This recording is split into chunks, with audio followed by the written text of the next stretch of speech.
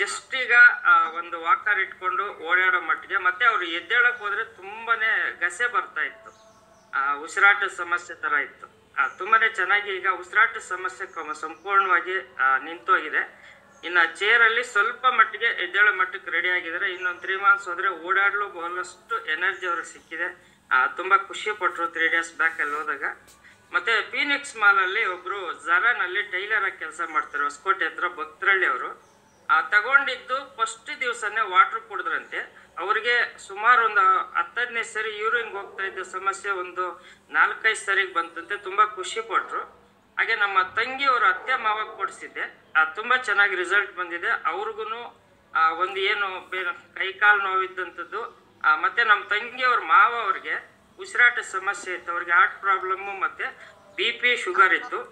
Heart problem ಇಂದ ಉಸಿರಾಟ ಸಮಸ್ಯೆ ಇತ್ತು. ಅವ್ರಿಗೆ ಸದಾ ಕೆಮ್ಮು ಇರ್ತಾ ಇತ್ತು. ಆಲ್ಮೋಸ್ಟ್ ಉಸಿರಾಟ ಸಮಸ್ಯೆ ಎಲ್ಲ ನಿಂತಿದೆ.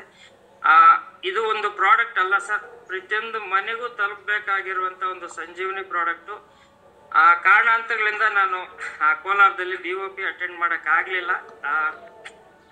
ನನ್ನ ಕಡೆ ಕ್ಷಮೆ ಇರ್ಲಿ ಅಂತ ಹೇಳ್ತಾ, ಅದ್ಭುತವಾದ ರಿಸಲ್ಟ್ ಬರ್ತಾ ಇದೆ. ಇದನ್ನ ಮನೆ ಮನೆಗೂ ತಲುಪಿಸುವಂತ ಕೆಲಸ ನಾನು ಟೀಮ್ ಮುಖಾಂತರ ಮಾಡಿಸ್ತೀನಿ ಸರ್. ಹಾಗೆ ದೊಡ್ಡಬಳ್ಳಾಪುರದಲ್ಲಿ ತೂಬ್ಗೆರೆ ಅಂತ ಒಂದು ಗ್ರಾಮದಲ್ಲಿ ನಮ್ಮ ಒಬ್ಬ ಪಾರ್ಟ್ನರ್ ಅವ್ರಿಗೆ ತಂದೆ ಅವ್ರಿಗೆ ಸ್ಟ್ರೋಕ್ ಆಗಿತ್ತು. ಸುಮಾರು ಒಂದು 3-4 ತಿಂಗಳಿಂದ ಬೇರೆ ಎಲ್ಲೆಲ್ಲೋ ಚಿತ್ರದುರ್ಗ ಅಲ್ಲೆಲ್ಲ ಹೋಗಿ ತೋರಿಸ್ಕೊಂಡು ಬಂದಿದ್ರು.